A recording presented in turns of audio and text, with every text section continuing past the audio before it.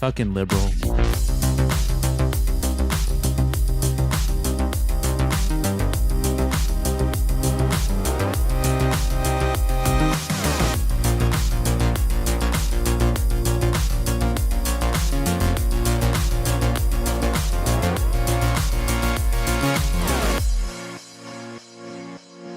That's my wife.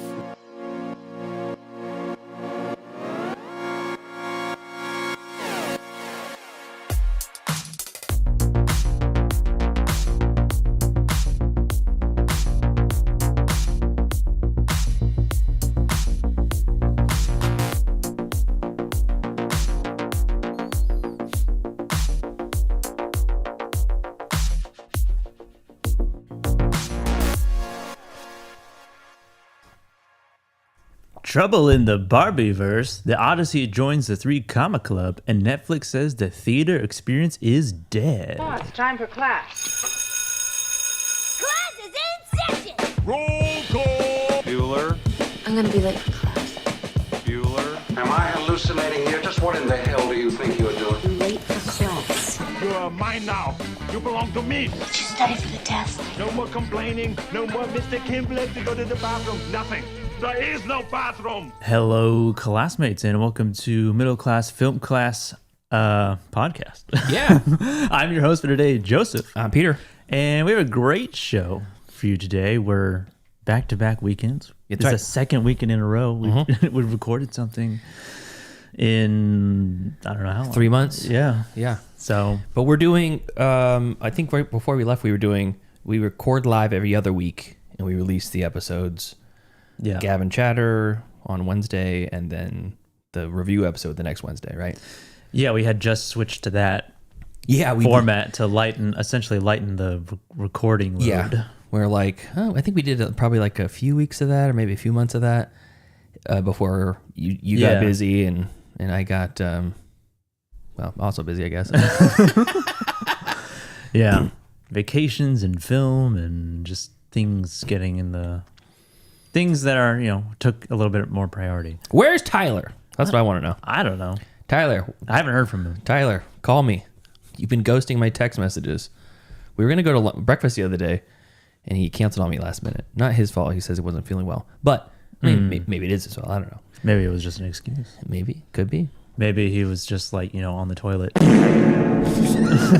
I mean, it's possible. He's just like, He's... okay, are we done? and then he was like, One more. Okay, thank you. Yeah, and I don't know if Tyler, we can get him to start remoting into the show if we're going to be back on a regular schedule. I would love that. I would love to have. Yeah. He's the straw that stirs the drink on this show. yeah, and I don't know how he is doing. I assume he's doing better, physically health-wise. He says he is. Yeah. Every time I see him, he's got a healthy glow. Yeah. It's not like when he was living alone. He looked like E.T. when they find him in that ditch. Just like translucent and discolored. Slightly pale. Is like one of those like fish that live below. It's like the sunlight. Below the no light zone. Yeah. I'm like, what are you eating? You open his fridge and a moth flies out. Yeah. It's just a bag of Skittles. Why'd you put your Skittles in the fridge? Yeah. Jack says, hi, friends. Going back to sleep soon, but nice to see you. It's Well, like nice to see you it's like too. noon, Jack. Why are you going to sleep?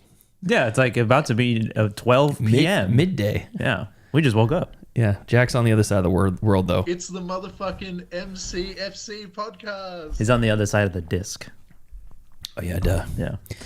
I heard a thing that was like the greatest reason that that the edge of the earth is fake. It's not possible that really? we have a flat earth Yeah. and that the edge of the earth, The ice wall's not the there. ice wall, yeah. It's impossible that it's not the case because capitalism hasn't exploited it yet. Oh. There would be $1 million expeditions to the ice wall and to go the other side. Oh, yeah. Like you can fly into space now if you're rich enough. Yeah. There's more like Titan submarines for the ice wall. Yeah, exactly. Yeah, you would be able to go there on expedition or take a dirigible or something. Yeah. There and no, But don't you see? They don't ever come back. yeah. Okay. That's what they say. So, but anyways, yeah, we got some fun stuff today. What are we doing today, Joseph? Well, first of all, welcome everyone who's watching. Jack, thank you for on YouTube live, live and otherwise. But if you're not watching live, the OG audio only classmates in podcast land who like to listen, on their drives or commutes or their day-to-day whatever's. Like to imagine what we look like instead of know. Yeah, exactly. The face is for radio, as they say. Yeah. I remember like years ago, at some point when you're kind of sending statistics and like getting analytics on how people were listening to the show, and there was one where it was like Alexa, but it wasn't Alexa. Yeah, it was an Echo Dot. Yeah, and which is like listening out loud in the room. Yeah, like you'd say, computer, listen to Middle Class Film Class, please. Put on MCFC podcast. Yeah. Put on Celery Man. In like Berlin. No. It was Germany. Germany? It was all over Germany. I'm thinking of a German person listening to our show out loud in their living room or something. Feeling good. Yeah. So bizarre to me. It was a bizarre statistic. And the fact that you could get that statistic from Buzzsprout. Yeah. That's our hosting by platform. the way they're listening to this is on an Echo Dot. Yeah. Ever heard of it? Oh, cool. Thank you. And it didn't specify just like smart speakers. It was specifically an Amazon Echo. Alexa Echo Dot or whatever the fuck it was called. Yeah. And if you're listening to our voice right now out loud in your living room at a party, maybe you At a party. you have your parents over. That's a terrible thought. Like everybody come, the new MCFC is out. Oh boy. Start recording again. She's topless. Yippee. Yeah. I can only imagine. It gives me great shame to think someone would put us on in a public place. Yeah. Like in Midtown, there's always, these people riding on bikes and they have their giant JBL speakers attached to the bike and they're blasting country, hip hop, Whatever. country hip hop. Yeah. Cunt top. Yeah, crap, country rap. Country rap. And I like to think there's somebody out there on a bike just blasting MCS. Oh man, we should be so lucky. Yeah. Taking us on hikes out on the beach. Yeah. But yeah, anyway, we got a super awesome, great show for you. And let's get into some gab and chatter. Find some charity, you lad. Now's the time for gab and chatter. Gab and chatter, movie news. We haven't done this in a while. Yeah, it's been a while. I know. Last week we just did the, rounded out our top 10 last watches and bottom whatever last watches. Yeah. So now we're going to get back into the movie news. Pete, what do you have? I wanted to talk a little bit about the state of the box office in America. I don't know if it's just America or worldwide. I think it's worldwide. But we have, yes, there are movie theaters outside of the United States. Jack told me he goes to one that used to be a prison. Yeah. I've been to one in Sweden. Oh, and cool. And in New Zealand. I went to one in Mexico one time. I was on vacation in Mexico. I saw Rogue One in New Zealand Oh, cool. at a tiny little theater. Okay, so the Ted Sarandos is kind of a cunt. He's the CEO of Netflix. Sarandho, yeah. if you will. And he had a quote a while back that was, I want to say it was like 6 months ago, 8 months ago, something like that. That basically the theater going experience is dead. It's an outdated concept, and that most audiences don't want to go to the movies anymore. And basically the movies are going to die. Movies are going to die. Movies are going to die. The movie theaters are going to die. Sorry. Yeah. The cinema is going to die as an experience. And since then, there has been, let's see, 6 movies that have crossed the $1 billion threshold Since that statement was made. Oh, really? Yeah. So I'm going to start from oldest to newest. Zootopia 2. It's a Disney sequel. It was one of the highest grossing animated films ever made. The sequel finished its run with a $1.87 billion, almost $2 billion just total box office take. Yeah. Crazy. And that doesn't include physical media or any of that at home or streaming or any of that stuff. So that's suck on it. Just theatrical. Suck on it. Ted Sarandos. Yeah. And then Another sequel, Avatar: Fire and Ash, the third of the series. $1.49 billion. Still haven't seen that one or the second one. No, I haven't seen either of them. Yeah. Have you seen the original? Yeah. Yeah. When it came out. Yeah, me too. I have the original on 4K. Haven't watched it at home since. It was like a really good deal. Oh yeah. So I just picked it up. And I have Fire and Ash, I think, on 4K, but I don't have the second one. You have the third one? Or maybe it's the other way. Maybe I have the second one, but not. Yeah. I can't remember, but I want to watch the whale one. I think that's the Way of Water. The water one. The Way of Water, yeah. And then I want to see that little kid with dreads. I want to see a little white kid with dreads. And personal. Next one, another IP movie, Super Mario Galaxy movie, made $1 billion, almost exactly $1 billion. And I want to say at the time, the Super Mario Brothers movie, the first one, was like the highest grossing animated movie of all time. Yeah, I think so. It's like 1.6 billion. I mean, it makes sense though. Mario. Another IP shocker, Lilo and Stitch, quote unquote live action remake with the CG Stitch, is $1.038 billion worldwide. Really? Yes. It's surprising because I heard that wasn't great. Yeah. And also Super Mario Galaxy movie wasn't great. I watched that at home. Oh yeah. Yeah, it wasn't great. And then the King of Pop biopic, Michael. That one kind of surprised me. Yeah. That biopic kind of like, I feel like it didn't have much fanfare going up to its release. Yeah.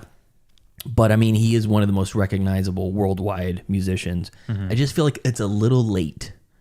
You know what I mean? Like we're a little past the point of biopic. No, we're past not necessarily like Ray Charles. When that came out, people were like, "Oh yeah, Ray Charles, he's an iconic figure. We'll see what he can do," and it ended up being a very good movie. Yeah, but I don't know if Ray Charles ever had like the public fervor that Michael Jackson did.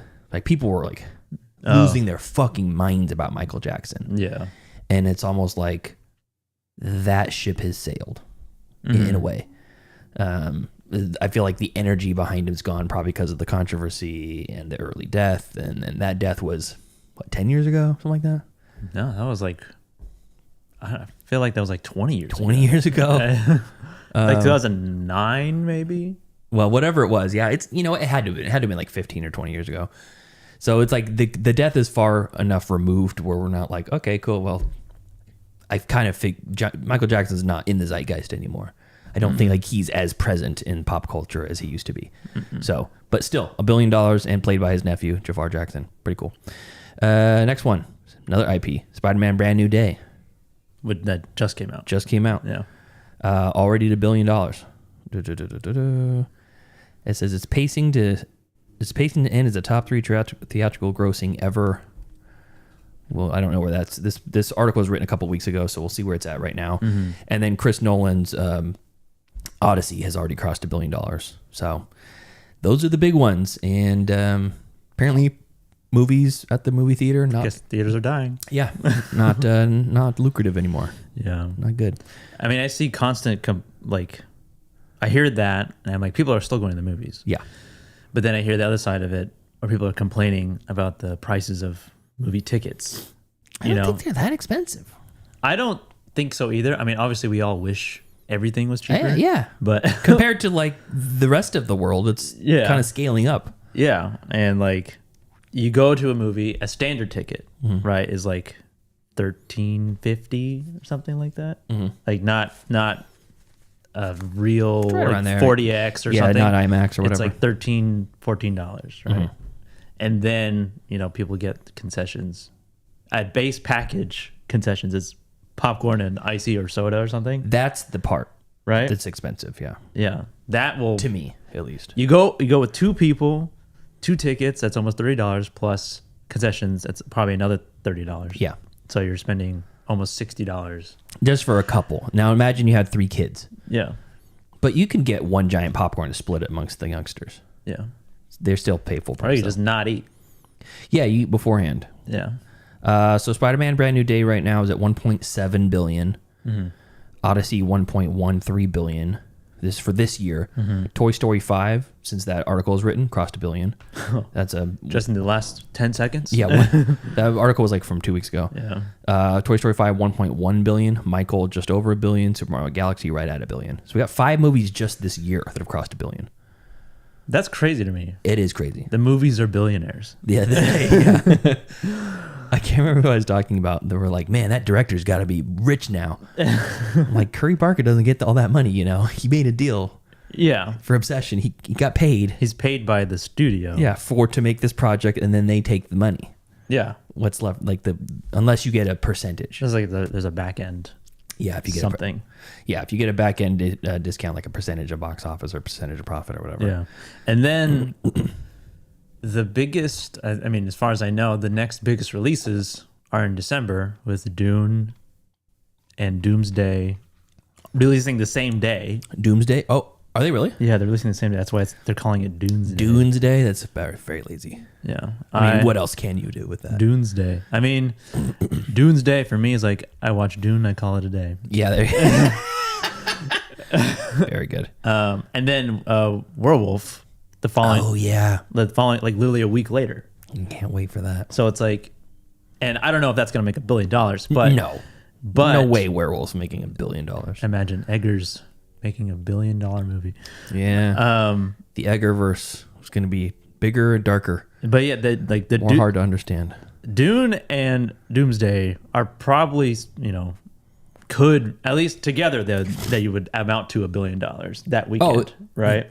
But well, not that weekend. In total. Yeah, sorry, total. The Imagine. The biggest box office weekend ever actually just passed. Let me see if I can find it here. Where is it? I had it pulled up and I refreshed my page. Let's see here. This month. We made $1 billion in one day. Okay, so Spider-Man Brand New Day and The Odyssey together for one weekend right around, I don't know whose opening weekend it was. I think it was probably Spider-Man's opening weekend because it was like a week later, maybe 2 weeks later or something like that. Yeah, I think so. $430 million one weekend box office. So almost $500 million. Yeah, in one weekend, which is the largest single take in one weekend of all time. Yeah, which is interesting. I mean, crazy. Based off of inflation, that makes sense. It will continue to be that record will continue to break. Yeah, just like God, I don't know. Like comparing modern baseball statistics to original baseball statistics. Yeah. It's just different. Better equipment, better this and that. Better skill levels. But at some point, the old school stuff, they played like double the amount of games in a season. So people would be like, man, Babe Ruth hit like 70 or 55 home runs in a season. It's like, yeah, but he had twice as many games to play in. Yeah. So anyways, the box office is still live. Ted Sarandos can go fuck off. And that's my news story. Yeah. Yep, that guy. Hey, Bruce is in the chat. Hey, Bruce. Hey, Bruce. Brucey. Hello, Bruce.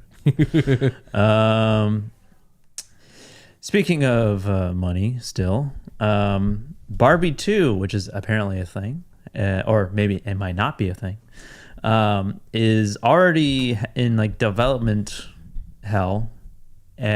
Basically because of Zaslav, another Sarandos, another prick bastard. Yeah, doesn't want to pay the amount of money that the creative team is asking behind Barbie 2, which is still Greta Gerwig and Noah Baumbach, and Ryan Gosling, I think, is also a producer on it.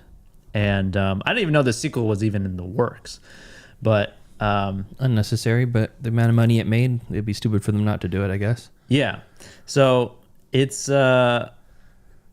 currently, and it's on a time crunch because apparently in like 3 or 4 months, some contracts expire with Mattel, and the rights they lose the rights, or no, they go back to Mattel or something exclusively, and they would have to do a reboot, essentially, of the whole thing.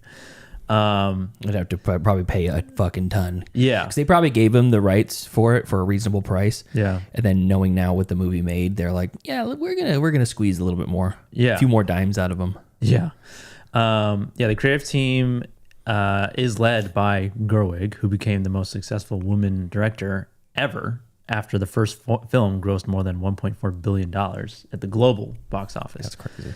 Good for her. And then Baumbach as co-screenwriter, and Gosling and Margot Robbie are producing and also obviously starring in it. And the studio has made 6 offers in the past, and they've in the past 3 years since it's, and they've all been They turned them all down. They turned them all down. Good for them. And she's got $1.4 billion now. She doesn't ever need to work. I know, she's a billionaire. Yeah. Which means we hate her now. Yeah. She's bad now. The most recent offer, which came late this spring, is said by a studio source to be the highest Warner Brothers has ever offered for a filmmaking team and its stars. Quotes, life-changing money. Which I feel like, I mean, they already their lives have already, I don't know. Yeah. It's the price of the package, the cost of all 4 may be historic, but individual compensation is not. So like their roles, like for the fees for Ryan Gosling, the fees for Margot Robbie, their market average are now higher for this project. Oh, I see. And I think Ryan Gosling's was saying like he wanted 20 million more than his previous. And Zaslav is basically like, this team isn't worth it. Got it. Yeah. So they're like, at this point it is a gamble. Yeah. Because and per my last news story, a lot of those sequels do make a shit ton of money still, but it's still a gamble. Yeah. Grogu didn't do anything. Yeah. Yeah. I didn't even. It was a blip on the radar. Yeah. It made like 130 million or something like that. And this is like Gerwig has done like adaptations and like original stories up to this point, and then Barbie was like the first like IP other than like. And even that was really a loose IP. Yeah, because there's really nothing. I mean, it's just nothing to go off of necessarily. It's kind of like the Lego Movie. Yeah, you're like, oh, it's IP. It's like, oh, but what's the story of Legos? Yeah, exactly. You know, you could do anything you want with Barbie or Legos or any of that stuff. And so this would be like her first, a sequel for her essentially. And people like, I think this article is written by Variety, and they're like, why wouldn't you want to put money into a sequel of a movie that grossed over $1 billion and like was like so hugely popular, Yeah. And so I think they're at a point where it's like Zaslav, I don't want to fork over the money, even though I definitely could. And they're like, well, we're not gonna accept a low. We're not gonna let you lowball us. Well, there could be a few things. Number one is just the financial risk that they're gonna lose money on a sequel that may or may not work. But why doubt a proven track record? Yeah. But number two, just thinking it from a larger business standpoint, once you pay a certain amount to people and news gets out about that, you raise the ceiling of what can be paid in the future. So for somebody like Neon or A24, they're never going to pay anywhere near that. But somebody like Warner Brothers or Sony or something like that, they're for sure the people who are going to be like, hey, they paid them that much money. Why can't you pay me that much money? So there could be a little bit of like a long-term, we just don't want to set the precedent that we're willing to pay that much for a movie. Oh yeah, since apparently it would be the most amount offered for exactly. something. Anytime that happens, there's trepidation, I think. And that's not just from the movie world, that's anything else. It's like you run a business and you're like, okay, I pay, this position $30 an hour. And someone comes in and they're like, wait, I'm the best guy at that job. You pay me $40 and I'll come work for you. And you're like, he's worth it. Yeah. But I can't pay $40 because what if word gets out that I'm paying $40? Now all the other people in that position are going to want to pay $40, get paid $40. Yeah. It's correction, Gosling he's asking for $20 million to reprise his Oscar nominated role. I don't know how much she was paid on the first one. And then Robbie was projected to make roughly $50 million in salary and back end from the first movie. A studio source said her final compensation will wind up well ahead of that. Nice. Good for her. Gerwig also made tens of millions of dollars the first time around. That's awesome. Good for So, them. and it's like, I mean, it's just, looking at the numbers, like, I want 20 million to play this, and I'm like, I feel like I'd be cool with like $1 million. Not when your rent's $150,000 a month. I guess. Oh. I mean, the expenses, obviously, of whatever the lifestyle of the rich and famous. Good Charlotte. Yes. TV show. Yeah. I just obviously there's like scale of expenses, but I like me right now. I'd be like, yeah, I'll do it. Like, Sure. 50,000. I'm cool. How long is the gig? 3 months? Okay, yeah. Yeah. 50 grand. Sounds good. Sweet. If you took 3 months off work, do you think your job would be ready, waiting for you when you got back, though?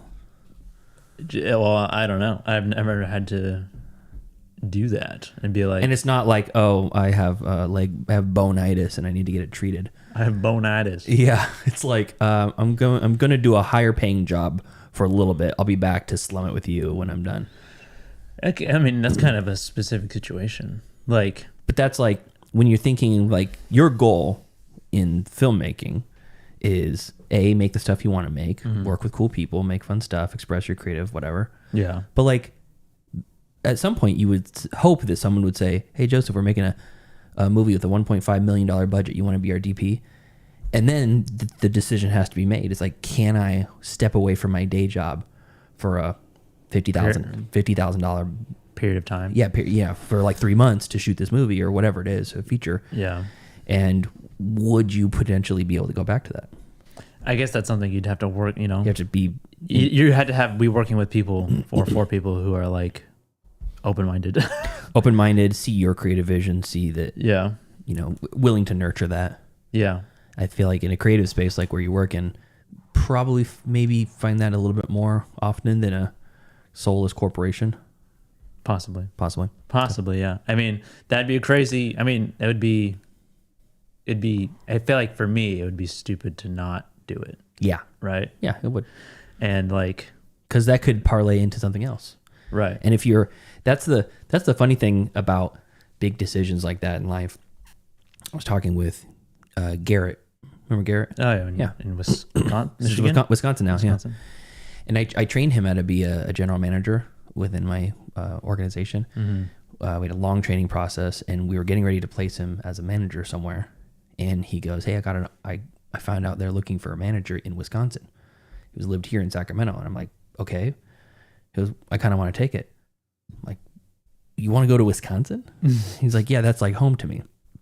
He's not from there, but he went to college out there. Oh, okay. And he feels at home in Wisconsin. I didn't know this until we were having this conversation. Oh, okay. And so I was like, okay, well, if that's really what you want, then, how often are you going to get a chance to get paid to relocate to the other side of the country, have a job waiting for you when you get there, and like have a very secure future moving into that? Most people, if they want to move to a different part of the country, they just go and hope for the best. Yeah. Job be damned. You'll work at the dollar store or whatever until you can get a job in your field. But so he was thinking about taking it, and he asked me, he's like, I just don't know if I'm making the right decision. And as we were talking, it kind of told him, you have to be able to bet on yourself and be confident in your own abilities to be able to say, I'm going to take the risk because I'm betting on me, and I bet that I'm going to do good. So like seeing the work that Joseph shoots, this is me talking to the audience, the quality of what he shoots is fantastic. So somebody like Joseph taking a job like that would be like, well, I think I can bet on myself, and hopefully people will see this and be like, yeah, that guy's fucking good. I'm going to give him a shot at my next job, and then my next gig, and then my next gig. Then you become an industry person. If you were the guys that shot Coven from American Movie, and you got that offer, I'd be like, bro, maybe you probably shouldn't take that. Maybe you should probably keep your day job. But if you got that offer, I would encourage you to do it, because I think I would bet on you. Yeah. Yeah. Thank you. Yeah, you're welcome. What's next?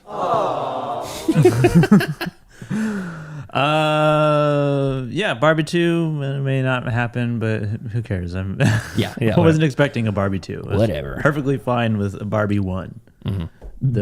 Barbie 1, the original. Like Jaws 1. Exactly.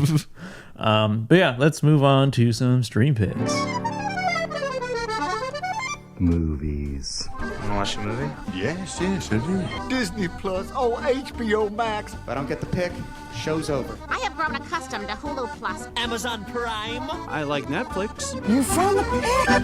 Stream picks, movies that we watched on our streaming services, so that you will either recommend you watch them or don't watch them. Pete. A movie that I really enjoy, and I think that is a little off the beaten path and a little bit quirky. Seen it before, so I won't spend too much time talking about it. It's one of my favorites of that ilk. Frank, streaming on Netflix. Love Frank. Oh, you guys say something else? What, Bobo Hotep? Just you wait. Yeah. Frank is streaming on Netflix right now. Love to see that that's there. It's such a weird movie. The music is, if I think the music's good, if in the times where it's not good, it's interesting, which is also kind of similar to the movie. There's a British comedian who wears a head that looks just like Frank. Oh, really? He has an alter ego. Yeah, it's Chris. I can't remember his last name, but he's a musician / comedian, and one of his alter egos, he goes on stage, he wears a head. It looks almost identical to Frank's. Oh, maybe a tiny bit smaller. Frank's is pretty fucking big. But I feel like the character of Frank is an amalgamation of that comedian, just with the look, and Daniel Johnston. Oh, because he's a musical savant. Very, very much unconventional music. Not a fantastic musician himself, but a great songwriter. And Frank is definitely not a great musician. There's a few times when he picks up the keys and he's playing, and you're like, oh, he knows what he's doing on the piano. But he's more of an ideas guy. It's like a Steve Jobs. Oh, yeah. You know? And I forgot how heartbreaking this movie is near the end. Kind of. I only watched it once years ago, but I remember the end being like, oh my, it's kind of just culminated into something else. Yeah, and the soundtrack again, just fantastic. And if you haven't seen it, you don't know what it's about. Domhnall Gleeson plays a aspiring musician somewhere in England, and he's not good. He's a bad songwriter. He has no life experience, so he's just writing around about the lady in the red coat walking down the street, and it's like none of it's good. And he sees a medical event happening where the police are trying to pull this guy out of the ocean that's trying to drown himself. And he's like, what's going on there? And he's standing next to this, clearly his band, in their little van on their way to a gig, and they're like, our keyboardist tried to kill himself in the ocean. We had a gig tonight. And he's like, well, I play keyboards. And they just look at him. They're like, be at this place at 10 o'clock.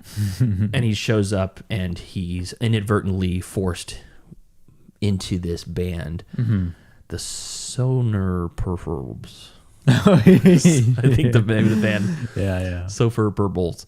And it's a very avant-garde type of eclectic music. And the front man is played by, I won't say who it's played by because the reveal is fun. Yeah, because he has the mask on the whole time. He's got this giant paper mache head of a guy with these big circular eyes and a stationary mouth. And the Maggie Betty Safdie. Yeah, Maggie Gyllenhaal plays his kind of. Oh, I forgot she was in kind of girlfriend, kind of handler. And she plays the theremin and synth board, and he's the lead singer. Frank is this guy with this big paper mache head. And the first performance at this club that he's part of, they don't give him music or anything. Frank just comes out. He doesn't even know Frank exists. He comes out with this giant paper mache head. And he stands there, and he's in a wetsuit, full body wetsuit.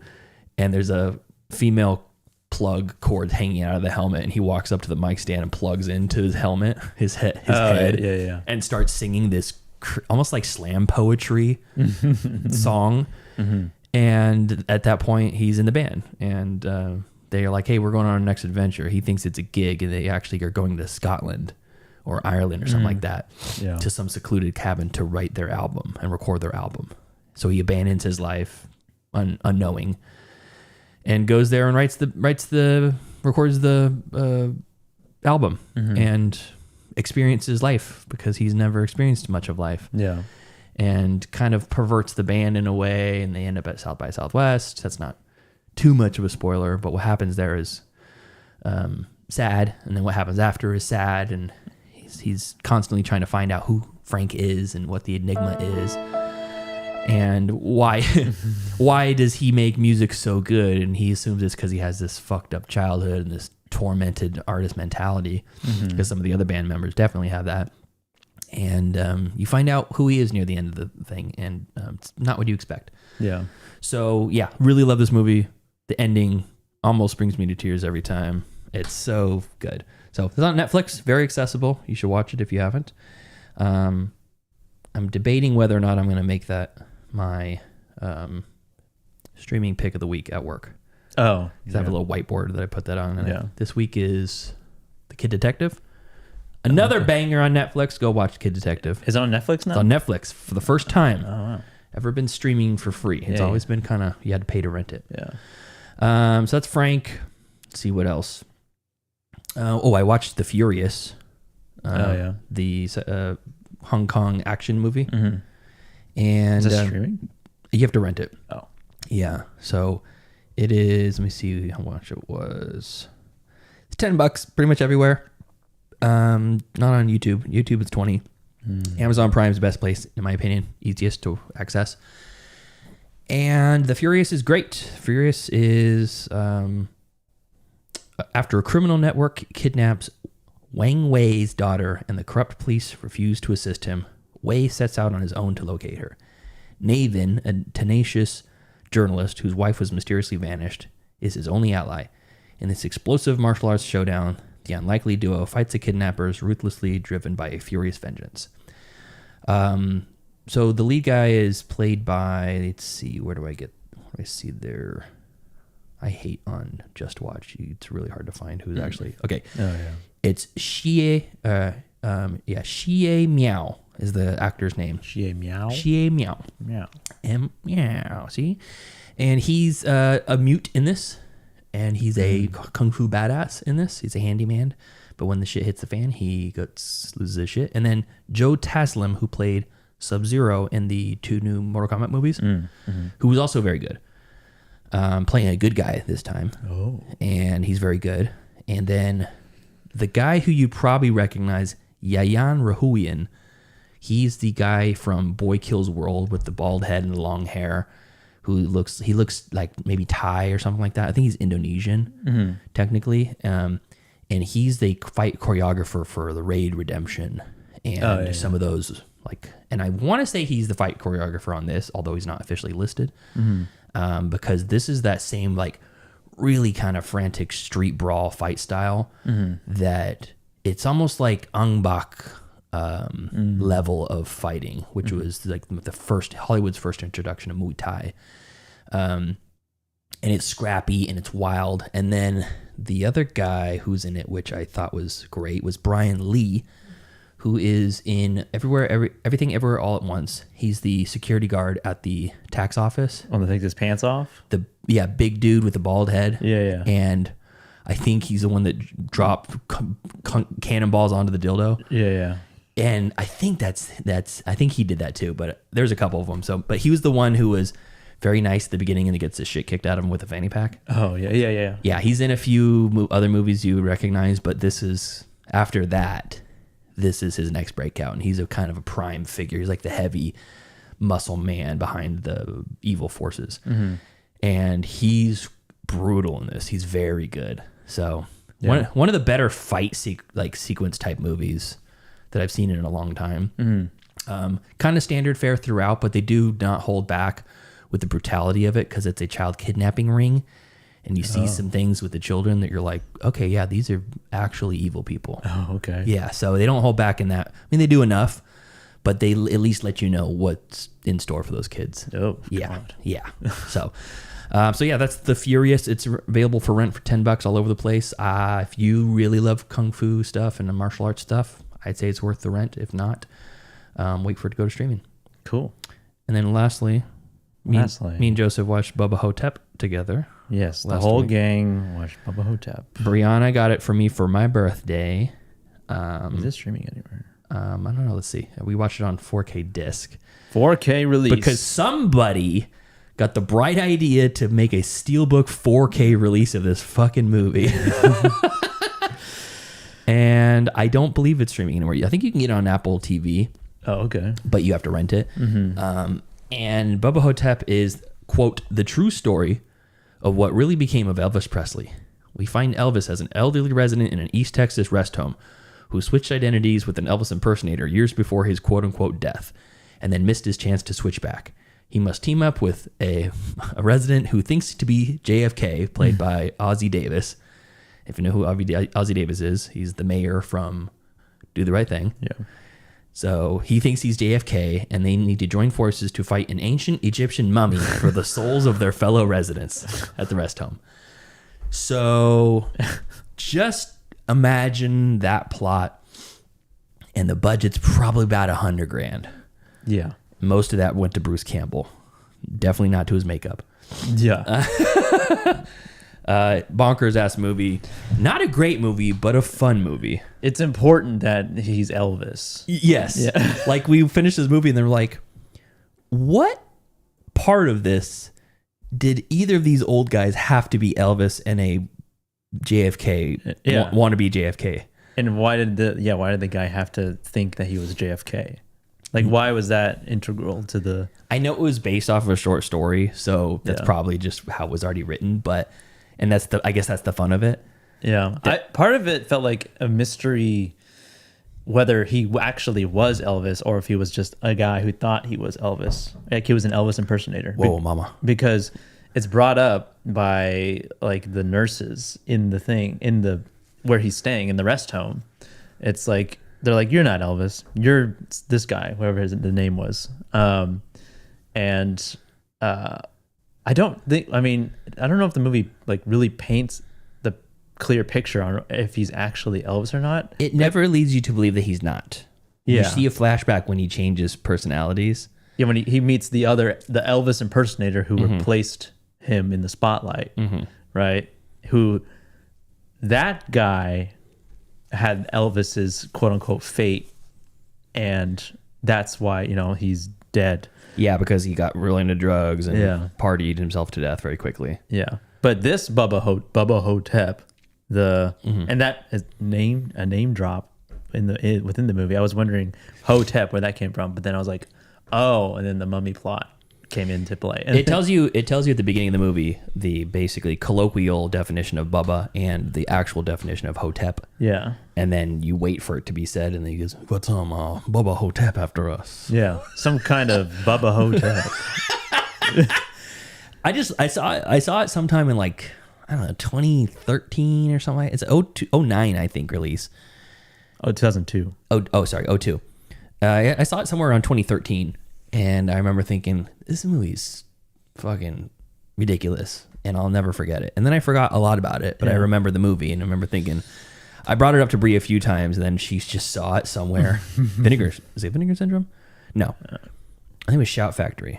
Shout or Arrow. Well, either way, it's a 4K steelbook, so... And it benefits from the 4K. Oh, let me tell you, it probably would have been better on VHS. Yeah, but it was definitely something. So all four of us, the two Navarros and me and Brianna, watched it last. Yeah, it was last Saturday. It was just a really weird movie. It was like just a weird premise, and like there's like these giant cockroaches. Cockroaches. Yeah, scarabs. They don't really look like scarabs. Yeah, and then the mummy. Like, he's also got like a growth on his dick.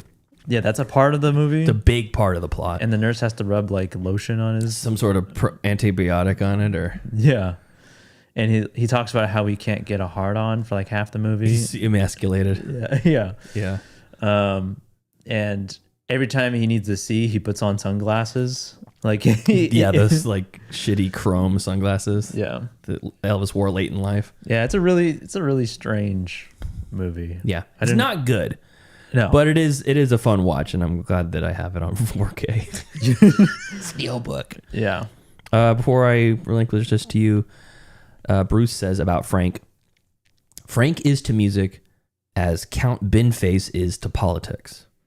You know Count Binface? No. He's like a satirical political candidate in Britain that wears like a metal trash can on his head. Oh. And says he's from an intergalactic space warrior. Oh, okay. Yeah.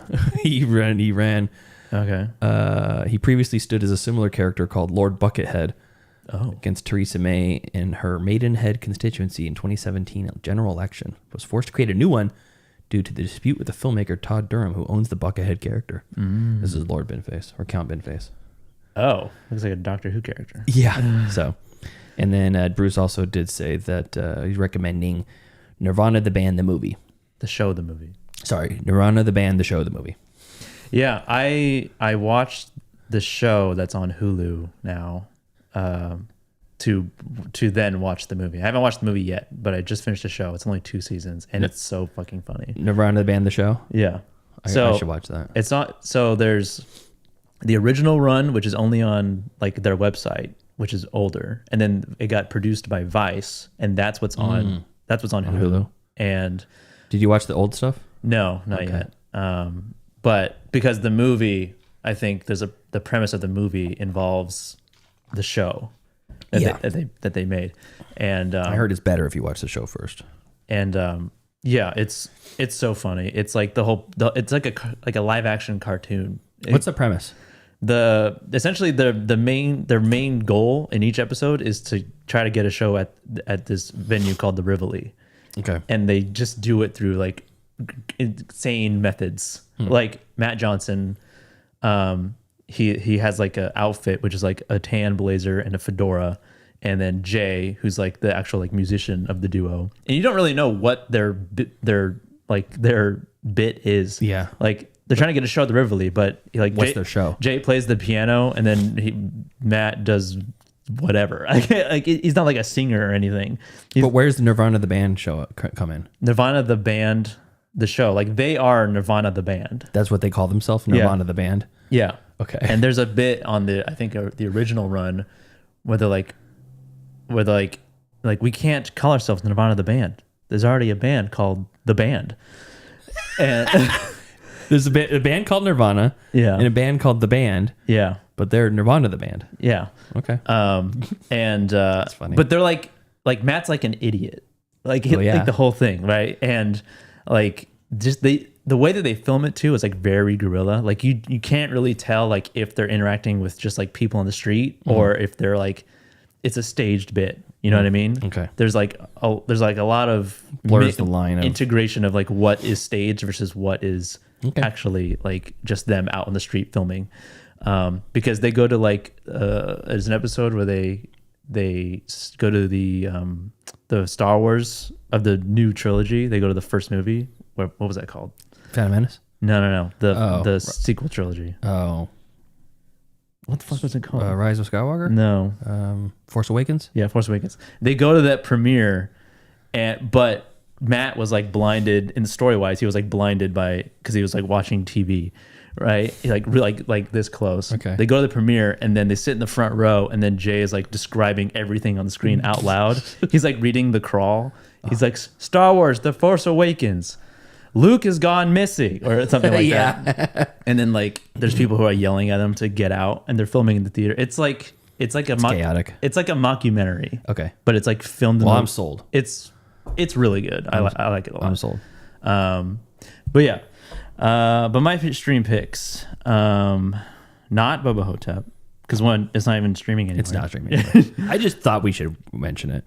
Yeah. We definitely. It's worth mentioning. Goofy movie, not a goofy movie. Bubba Hotep is a silly, weird movie. Whimsical. Yeah. Evilly whimsical. In a way, it feels like a Buffy the Vampire Slayer episode. Or like Supernatural or something like that. Yeah. Watch it. If you do watch, I feel like watch it with people or something. Yeah, it's more fun as a group. Or stoned. Yeah. But my actual stream pick, I only have one, and it was one of yours from last week, which is The Drama, streaming on HBO Max. And I knew going into it, like there was like a part of the story where it takes a turn. And I like social media had like kind of spoiled it because there was a lot of discourse when this movie was released. People were like mad. Really? That like they were going into that territory. A Robert Pattinson's Zendaya romance movie. I see. Like they were bamboozled because it's not really in like the marketing for the movie.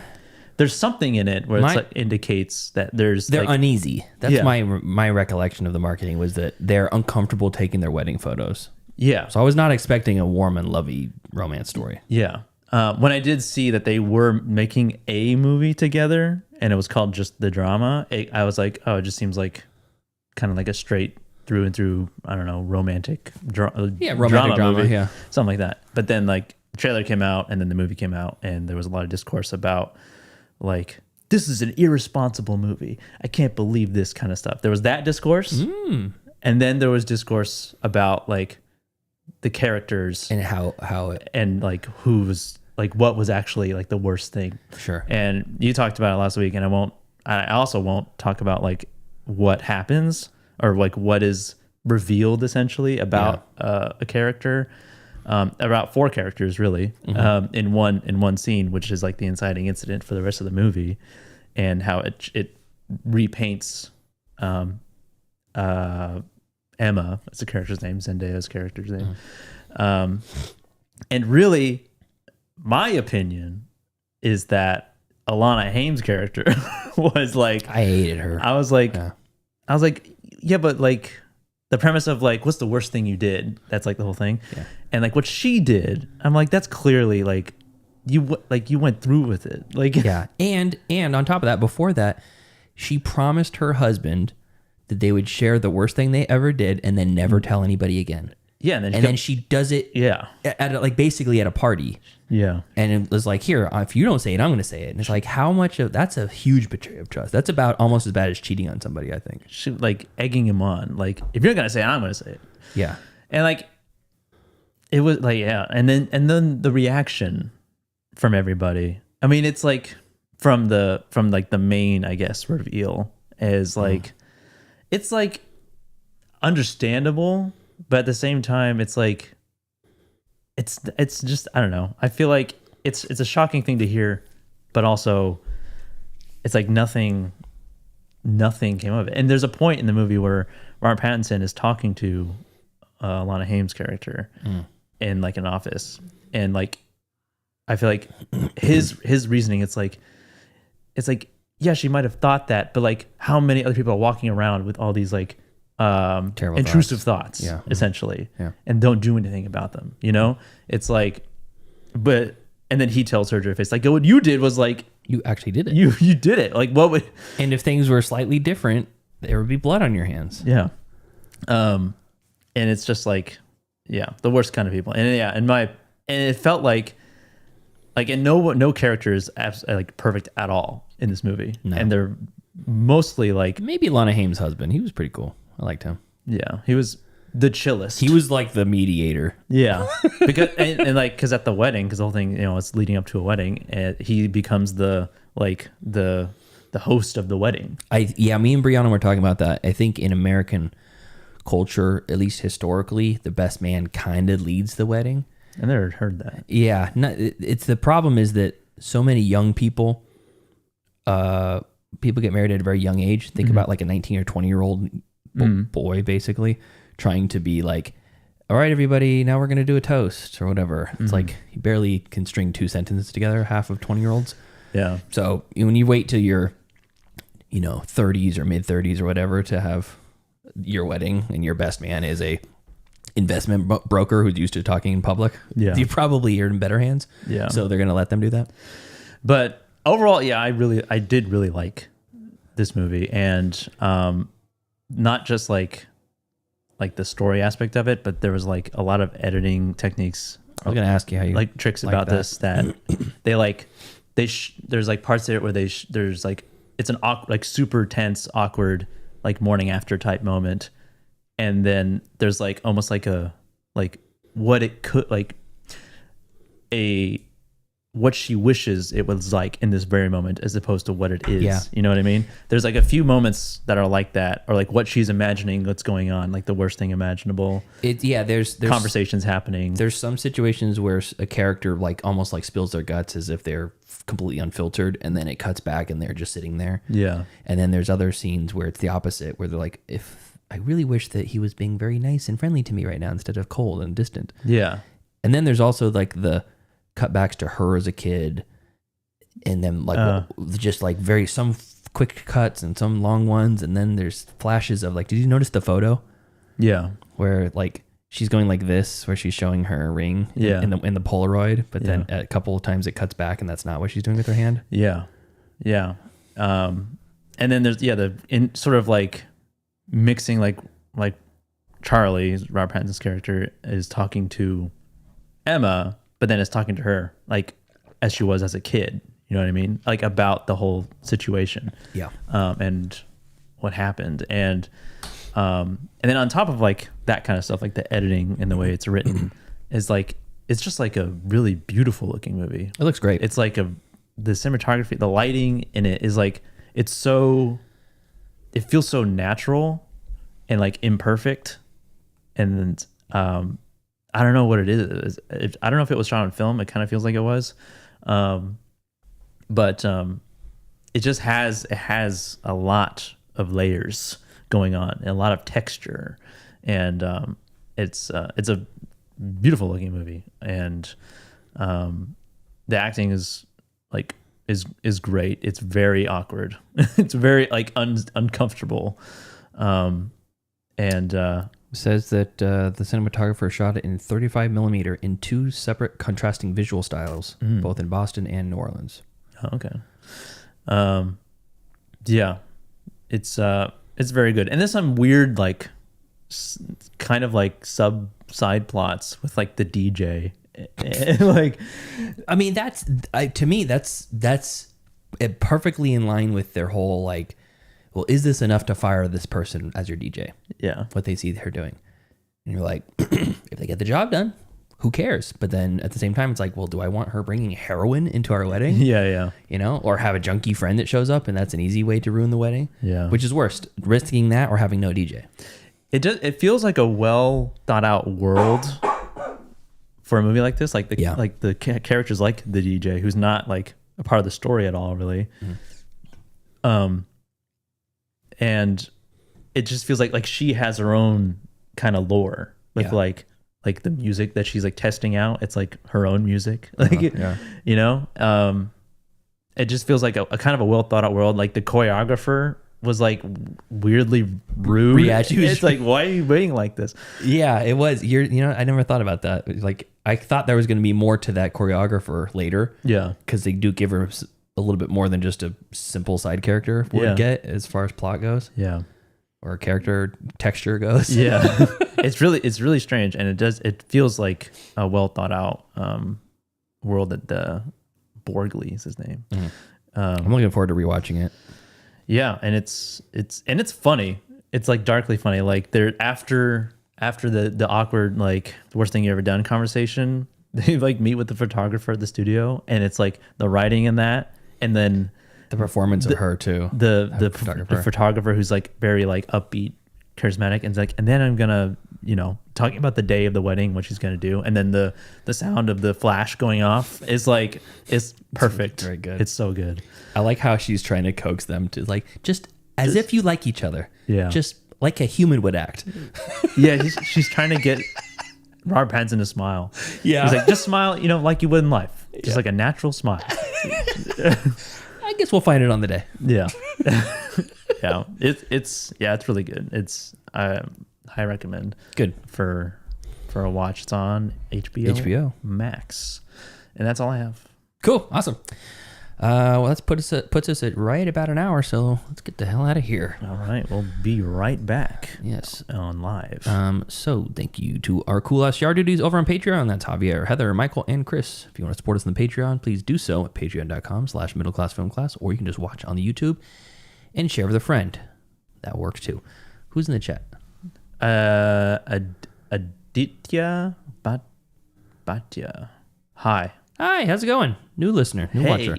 Sorry you caught us right when we we're taking a break, but we're going to take about a 15-minute break, and we'll be back with the review of 1995's Ice Cream Man, starring Clint Howard. So, until next time. Thank you for joining us on YouTube Live or otherwise as we review or do some streaming picks. We talk about movies, we talk about box office, talk about Barbie 2 being canceled. Maybe. Maybe, we'll see. Follow us on Facebook, facebook.com/MCFC podcast, and send us an email, mcfcpodcast@gmail.com. And follow us on Twitter and at Twitter, Podcast MCFC, Instagram, TikTok, whatever, Yeah, all this stuff. It's in the show notes. You don't have to think about it. Just go scroll down and click, and you'll go there. All right, we'll see you in just a few minutes. Bye. Bye.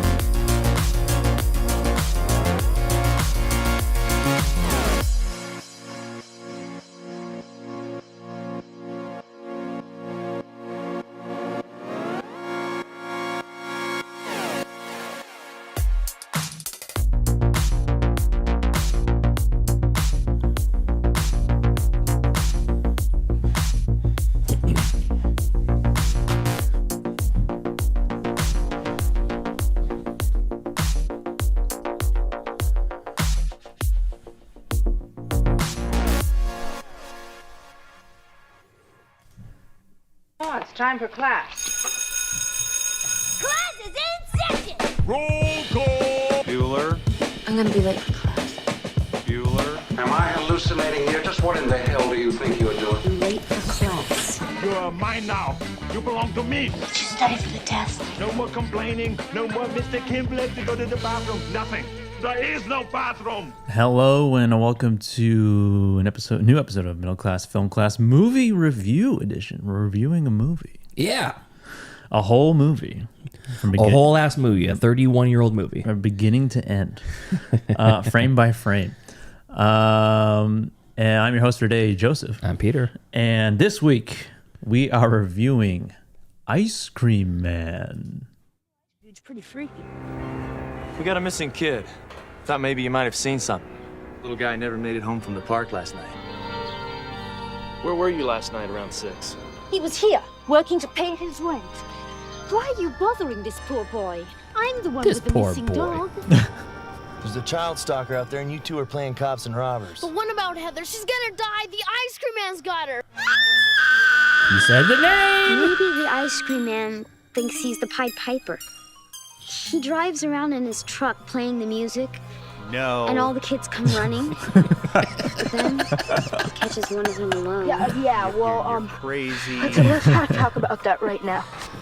Just a minute. You think I'm seeing someone else? Hey, I know you're seeing somebody else, Martin. Come on, Martin. Who is it? Tell me. Let's not do this again. Dad, Not now, Chris. Go to your room. All the grown-ups worry about their stupid problems. And I'm not letting him get us.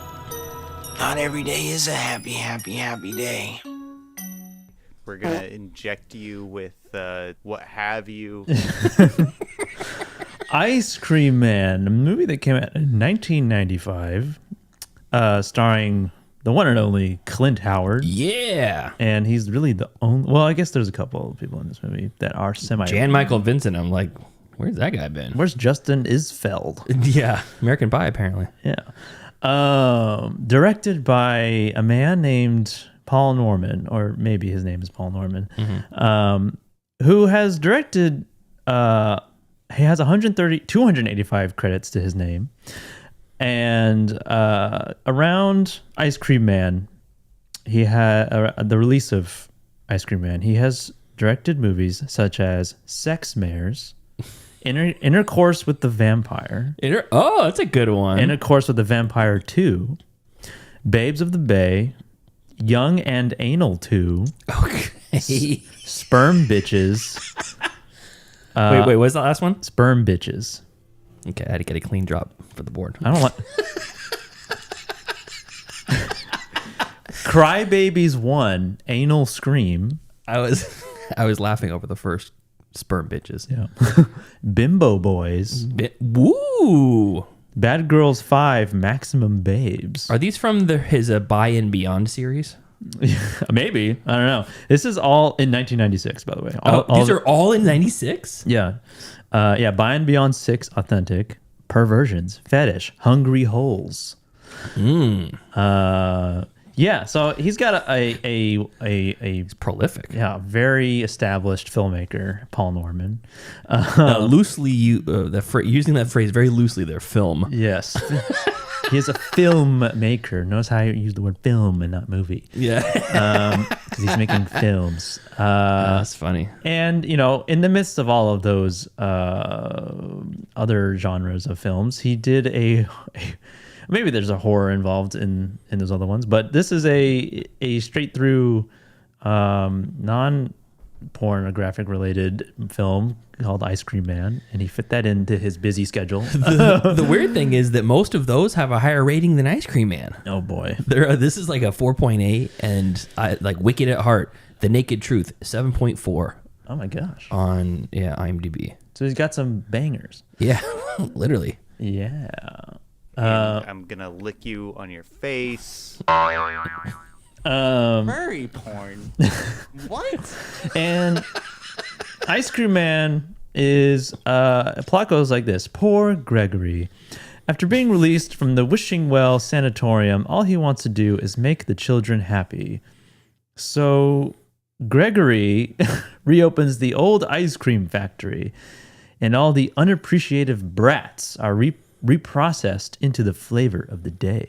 Again, factory term being used very loose. It's a kitchen. Yeah, it's like a ice cream parlor with a kitchen in the back. Yeah. So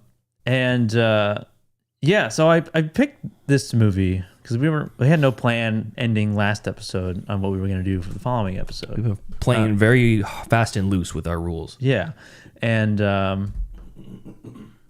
we pounced around a couple ideas like newer releases. Maybe we should have done one of those. Yeah. But there was Eli Roth has been in the news semi-recently because he has a movie coming out called Ice Cream Man. Already came out. It already came out. Yeah. Ice Cream Man. And it's not a remake of this movie. It just shares the same name. It has the same name, and there is an ice cream man involved. And I think that one is more like he's serving ice cream to kids, and the kids become possessed. They're like crazed and feral. They become murderous. Killer children, yeah. Yeah. And Eli Roth, I think, by all accounts, is not a great person. So I hear, yeah. Yeah. And there was AI involved in his Ice Cream Man movie in some regard, in some aspect of it. Apparently, like 3 entire scenes are heavily like animated scenes. Yeah, they're like kill scenes. There, instead of just doing it with practical effects or even VFX, they just ran it through Gen AI. Give me blood. I want computer.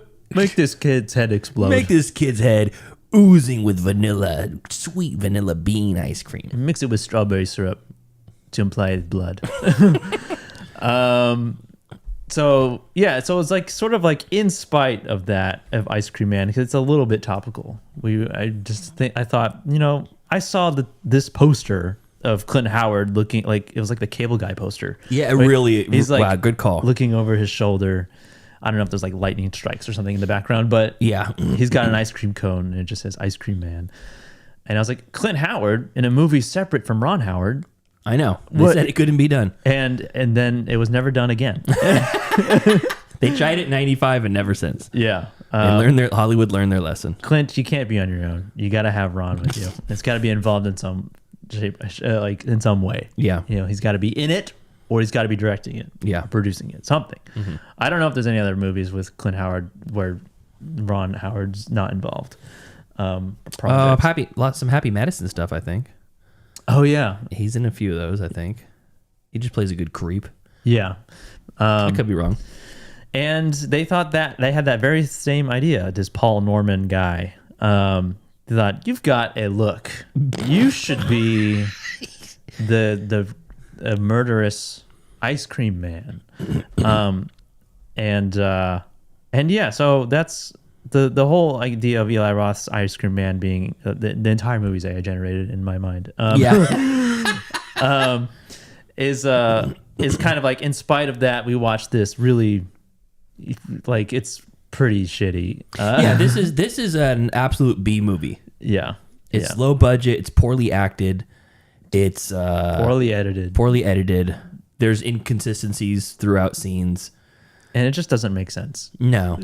and you're kind of like, okay, maybe they're going to do the old switcheroo. Maybe the Ice Cream Man actually is helping these children. He's killing the people that are mean to the kids. That's what I thought. And then, nope. At some point, you're like, he's killing him. He's killing them, and they're going into the ice cream. Yeah. Because there was a point and I was like, am I supposed to feel bad for this guy? Because when the police go in to his and raid his ice cream shop. I feel bad for him. And I was like, I think I feel bad for this guy. Poor right now. slow child. Yeah, he witnessed a murder of an ice cream man as a kid. They ask you how you are, you just have to say that you're fine when you're not really. He's just fucked up. And he's just expected to be normal after that. He's supposed to not kill children after that. He's supposed to put prison bars on his ice cream truck window. He's not supposed to put an eyeball into the rocky road as if it's a marshmallow. Yeah, and no one notices. He doesn't have a jar of eyeballs. You're supposed to not have cockroaches and mice crawling on your hard pack. Yeah, and also, what the fuck is a hard pack? It's a old school terminology for like loose ice cream in the like scoopable ice cream. Oh, okay. Like you have your popsicles and whatever. Popsicles. Pre-packaged popsicles like on a stick or whatever or otherwise. And then you have a hard pack. And you scoop the hard pack. But it's always vanilla? No, it's just that's the ice cream. It's like butter brickle, What the hell is butterbrickle? That's like but it's like butterscotch or like butter pecan or like toffee or something like that. Brickle's like a hard brickle. Yeah, brickleback. So like if you were to scoop ice cream, that's considered hard pack ice cream. But all those children know that phrase very well. Hard pack. I'll have a hard pack. You know what? Make my fudgesicle. You know what? Actually, make it a hard pack. Yeah. Because I had ice cream trucks still growing up in like the late 90s, and I'd never heard of hard pack back then. I always asked for the Tweety Bird or the Rocket. But that's the question. Do they even have scoopable ice cream? Do they have hard pack on board the ice cream trucks anymore? I don't know. When did that stop? This was made in 1995, so I don't, yeah. So I don't know if it takes place in 1995. I have an ice cream truck that comes through the parking lot of my shop twice a day. Twice a day? Twice a day. Okay. At least in time when it's hot right now. Yeah, twice a day. No one ever buys anything. No, really? Never. No, never. Damn. It's a van. It's not even a truck. It's a van. You want some ice cream? Yeah. But yeah, let's get into some like initial thoughts about Ice Cream Man. Okay. Pete. 1995's Ice Cream Man. I was expecting a low budget shit fest with some fun, like practical kills and goopies. What do they call that? Corn syrup. Oh yeah. For blood. Mm-hmm. And I got that, but it took too long to get there. Yeah. Like most of it was like they're alluding that he's killing people, but you don't see much of it. You just see the aftermath of like cockroaches frozen in the body, in the hard pack, and then he moves some popsicles out of the way, and there's a head in there. Yeah, and you're like, well, whose head is that? Is that Pathetic Paul or whatever his name is? What's the name? Small Paul. Small Paul. Yeah. Tiny Tim's friend. Small Paul. Yeah. I'm like, is that Small Paul? Oh no, that's the old white-haired creepy groundskeeper from the park that also wanted to molest the children. Yeah. So I'm like, and then only in the finale, like not even the third act, like the climax to the third act, do you see legitimate mayhem. And what I did appreciate was that probably half of the budget went into those talking heads. I liked that when that popped out. The giant cones. Yeah. And yeah. So he's got the scooper in there. Oh yeah. And he's holding the two of them. He's doing like a puppet show with the heads. Yeah. And I'm like, how's he moving the mouth? And then he pulls back and he's pushing the flippers on the scooper that pulls it off of the scoop. Yeah, the little scraper thing. The little scraper thing. Yeah, he's like he's like, hey, I'm actually a police officer. Come over here. And so I liked the commitment to that. Yeah. I also thought it was hilarious that they were fat shaming a child the entire time. That's clearly not an overweight child. I know the stuffed. Yeah, he's got a torso. Yes, his like shirt and sweater. They always got him in oversized sweaters. Just like walking around like this. At some point, he's laying down at an angle, hiding from the ice cream man. You can see all the padding sticking out from the sweater. And you're like, bro. Okay. They put like 50 t-shirts on him. Yeah, that or just like a pillow. They put a pillow in there. So I thought that was fun. I thought it was funny too that they kind of made the nurse that he lives with seem as if she's old lady coded, but she's clearly like a young, attractive, not young but attractive like actress of reasonable age, not an old woman, not like a granny. Yeah, she's playing the part like she's a granny from a middle European country with a strange accent that you can't quite pin. Yeah. I thought that was interesting. And then what else did I think was interesting about the movie? What else? There's not a whole lot. Not really. I liked how this disturbed ward of the mental hospital. Oh, what do they call it? The Wishing Well? Is that what they call it? Wishing Well Sanatorium. You're like, this just is there in the middle of town. Yeah. People are probably the edge of town, to be fair. But people are just putting their loved ones there and just forgetting about them. Yeah. You're like, hey, just go wander the halls with all these zombies. It's just self-regulated. Yeah. The bottom level where the admin is, first, like, huge belly laugh I got out of it. Because there was some chuckle-worthy stuff. It was like, yeah, this is goofy. This is kind of campy. It's fun and shitty. But the part where he's like, the two police officers go to the mental hospital. Yeah, towards the end. Yeah, and they're talking to this doctor, or the head of the hospital or whatever, and he's like, "Yeah, our budget's not doing so well. Prices are going up, which means people are paying less, which means there's less in our old pockets here. It's harder." And you kind of like thinking he's a normal guy. Harder and harder to give these guys the care that they really need. Yeah. And they're like, well, what do you think about Nurse So-and-so, his ice cream man's caretaker? And they're like, oh, everybody remembers her. She loved to give the patients ice cream. Every day was a good day when she was around. And you could think, oh, well, how nice. And then you hear one of the patients going, help me. And he's like, shut up! God! And you're like, wow, this guy's fucking, he's had it. Yeah. He's done. Maybe this isn't the job for him. Yeah. So, and then it obviously devolves into like actually House of Horrors. And you're like, where was this part of the bottom level? Looks like a perfectly normal hospital looking thing. Mm-hmm. And he goes through the double doors and seemingly they're in a fucking Resident Evil universe. I know. It's like Silent Hill, except for all the zombies aren't sexy. I don't get a boner while watching. I know. Pyramid Head wouldn't want to fuck any one of those inmates. I got pyramid pants right now. Yeah. So that was. I thought that whole sequence was bizarre and bonkers. And there was a really long shot where Jan Michael Vincent is walking through the hallway of inmates. Yeah, I was really long shot. Why is that necessary? And yeah, they're like, hey, this is going to be our magnum opus, this shot right here. There's one take. Just keep lunging. And then at some point, he just starts beating them.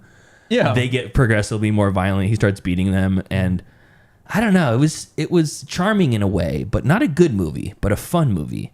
Yeah. So I would watch this again 5 times before I went into a movie that I knew had entire sequences made by generative AI. Yeah. Like, I have no desire. Yeah. I don't, because some group of sick freaks made this movie. Yeah. And bless them for that. Yeah. Yeah. And it came out of their brains. It came out of their brains into our eyeballs. Yeah. Also weird that they the detectives, terrible detectives, yes. number one. And you can tell because they go to the ice cream man's house and they compliment him on his flowers, and they ask him what his secret is to growing these flowers, and they're clearly plastic spinning pinwheel sunflowers. Oh yeah. And they're like, hey, why do you get these flowers to look so nice? Bro, they're inanimate objects. They're not real. It's a pinwheel. Yeah. You know, you got to give them a lot of love and a lot of water. So I have a feeling that Nick Cage from Gunslingers took the voice from Clint Howard in this movie. Oh, yeah. A little bit. Yeah. What if the ice cream man, Clint Howard's ice cream man, aged up another 40 years and then become a gunslinger? Yeah. And that's Nick Cage right there. There you go. Yeah. So I enjoyed it for what it was. Yeah. Can't wait to get the 4K steelbook from Vinegar Syndrome. Just can't wait. There's dozens of people who love this movie. Dozens. But yeah, I had like similar feeling. I just like starting the movie, it like starts instantly. Like you hit play instantly, Ice Cream Man pops up. Great opening sequence, by the way. The title of the movie, and then it goes into the opening credits. The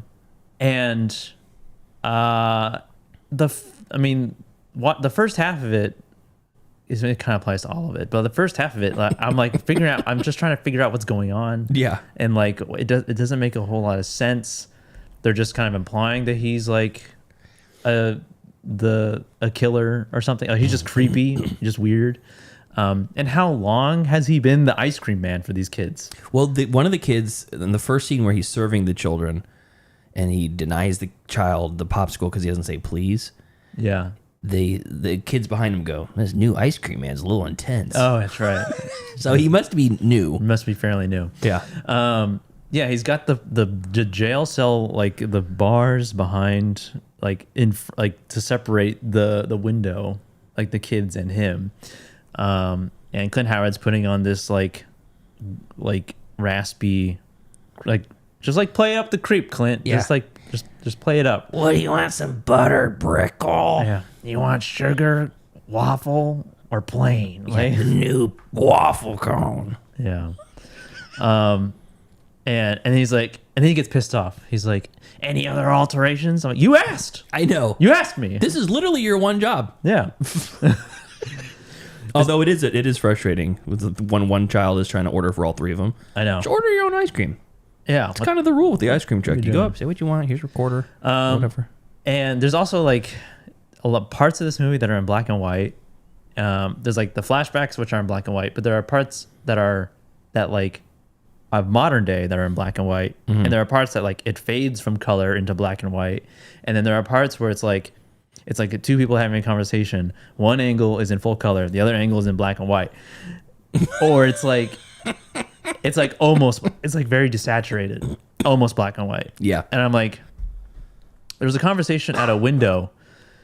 I believe it was out a window. And it's like inside, or no, like shooting into the window. Whoever's talking like in the room, talking out the window, that's full color. But then when it goes inside the house and shoots out the window of the person standing outside the window, it's like almost monochrome. Mm-hmm. And it was really weird. I don't know if that was intentional, because there are black and white parts of the movie. They're trying to do like a Memento thing. Yeah. Maybe that's where Nolan got it. Yeah, Nolan got it from Ice Cream Man. Yeah, he saw this and was like, you know what? I think I could do just a little bit better. Yeah. What if the Ice Cream Man has tattoos all over his chest? Yeah. You can only read him in the mirror. Yeah. I think we're going somewhere. And he has a Polaroid camera. Yeah. It takes it everywhere with him. And Joey Pants was chosen because he looks like Clint Howard. Oh shit. Do you know who he couldn't get Clint Howard because he's too big of a name. Yeah, and he's like contractually at that point. After that, he was contractually obligated to only be in Ron Howard movies. Yeah. Have you seen the content creator named Goose Wayne? No. He looks kind of like Clint Howard in this. Oh, really? Super bald on top, long, Goose Wayne, stringy hair. He does like Omegle type content. Oh, okay. It's kind of like Omegle troll. I see.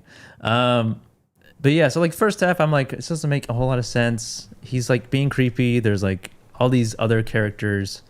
Like you're introduced to the cops sort of in the beginning. Yeah. And where he's like getting ice cream and he served an eyeball like from his eyeball jar. Yeah. He pulls an eyeball out and then he cores it with like a pineapple corer. Yeah. So it's just the pupil? The white. No, it's just the white chunk part. So it looks like a marshmallow, I think. Yeah. He puts it on top of his like chocolate cone. And then he's like this close up shot of his mouth with like ice cream dripping. And he's like swirling around the eyeball in his mouth. Which then it's a whole eyeball. Yeah. At that point. Yeah. It's like, why didn't you just core the eyeball? This could never happen. Yeah.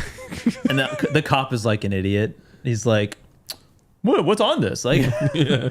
That's pretty good. What's the recipe in this thing? Yeah. It's a chocolate ice cream and marshmallows and nuts. Yeah. It's Rocky Road. The asshole. Fucking cop. And yeah, these kids, I'm like, I wasn't really sure who the main character was. Like, was it the fat kid or the supposed fat kid? Tuna. Was it? Yeah, Tuna. I couldn't really keep track of who was who. Joseph, it's called an ensemble. And then, yeah, I guess so. Too many superstars to count on one hand. On IMDb, it's Johnny Spodak. Was that the fat kid? Hold on, let me see. The character's name? Johnny? No, I don't think so. And then I think that was the main kid, the other kid. Yeah. And then at some point, I'm thinking, like, this ice cream man doesn't seem like he's killing kids. Yeah. Or he's like, he wants to kill kids. It seems like a misdirection at some point in the plot. And like, he's not like supernatural or anything. He's just a guy. Like, it's not like he's just a guy who saw an ice cream man die, get shot in front of him. The ice cream king. In a drive-by. He clearly was already a little off. Yeah. Before the shooting, because when it happens, he's like, "But mommy, he will sell me my ice cream now." And you're like, all right, you're not well. Okay. Why did that ice cream man have to get shot by someone in a drive-by? It was a drug-related shooting. It said in the newspaper. Oh, it did? Yeah. The ice cream king killed by the ice cream emperor. Yeah. And And yeah, I just like the hospital scene towards the end of the cops are walking through was like so painfully long.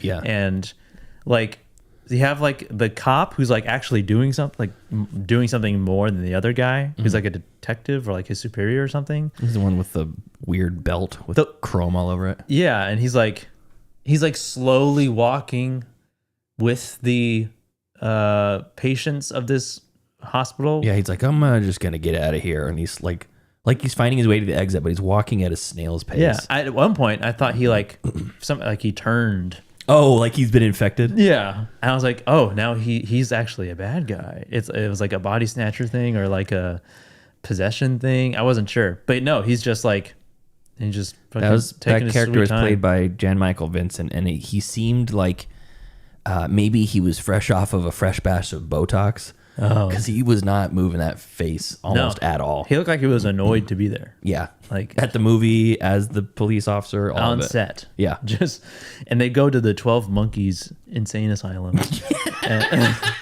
Yeah, and it's just everybody's going crazy. They're not like attacking them really. They're just like kind of getting in their face. It's kind of like a haunted house. Yeah. It's like when they can't touch you. Yeah. They're like, oh. Which I just found out. I watched a little YouTube video about it. Apparently that little spot they're supposed to stay in, they jump out and scare you and they go back in, is called a boo hole. Ew. I know. Boo hole. You jumped out of the boo hole and then go back in your boo hole. Right in your boo hole. Did you find it also unnecessary to have a neighbor that wanted to like fuck the entire town, including the children at some point? Yeah, she goes out there in a scantily clad robe. A negligee. Yeah, and just like... Oi, governor, I want to go fuck you. I'm trying to fuck. Yeah. Yeah.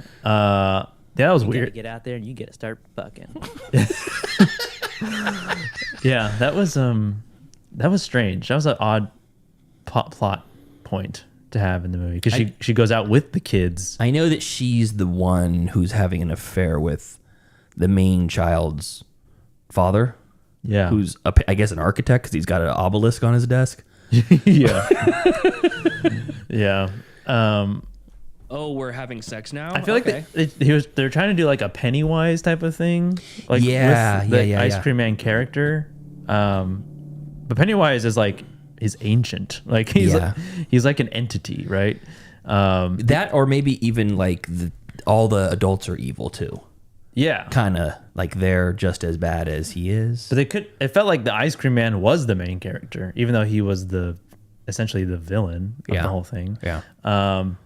Because we didn't really get anything from the kids. Like I got nothing from the kids. One of them had a preacher for a father, and a mother who's played by David Warner, and a mother who is either insane or communes with God. Oh yeah, that's right. I forgot about that. That has no relevance to the story. Yeah, that's why she wants to stay out all the time, I guess. My house is pretty rough right now. My mom's always speaking in tongues. Do your parents beat you? No, worse. I guess some trivia. So Clint Howard, he would scream and yell at the top of his lungs while driving in a car every day to set to have that gravelly voice. Oh wow! I feel like I read something about that about another movie about what was it? It was it was like way more recent. Like an actor would do that to really like blow out his voice to have that raspy voice. I can't remember what it was, but it's like it was very recent. Apparently, this movie was sponsored in part by Converse. What? Oh yeah, there was a couple money shots of Converse. There's a couple shots of Converse, the Chuck Taylor All Stars. Adult film star, because he's got connections, plus Paul Norman guy. Yeah. Tori Wells, credited as Britannica Paris, is the woman in the supermarket asking Gregory about lipstick. Oh, really? Which is like a weird conversation. Yeah, it is. Hey, real quick, what do you think about this? Like, just like to a stranger. Do you notice that there's carpet in the produce section at that store? I thought it was throughout the whole store. It was the whole store, but specifically the carpet. Yeah, the whole. I'm sure that was a porno set right before that. Yeah. But yeah, it was like I was like, does this grocery store have carpet? That is bizarre. It felt like they were like in a giant waiting room, and they just put shelves of products on there. Christian Bale used a loud primal screaming ritual to develop the monstery, gravelly, raspy voice for the bride. Oh yeah. I just looked it up. The scenes at the sanitarium were shot at an actual abandoned sanitarium in Pasadena. Jesus Christ. The satanic drawings and graffiti were already there. I doubt that. Maybe one or two, but some of those were so cheesy. Yeah. Jojo Adams, which was the actor who played the fat kid, had a pillow tucked under his shirt to make him look fatter. We could tell. Yeah. That's not trivia. That's just what was on screen. Yeah. You got a pillow under your shirt? Wait a sec. Holy shit. No, I'm fat. Yeah. No, you got a pillow under your shirt. Yeah. Why? What? The first draft of the script was written in 3 days. All right. And that's the one way that they went with. That's the first and final. Yeah. There's a 10-star review of this movie. Of course there is. On IMDb.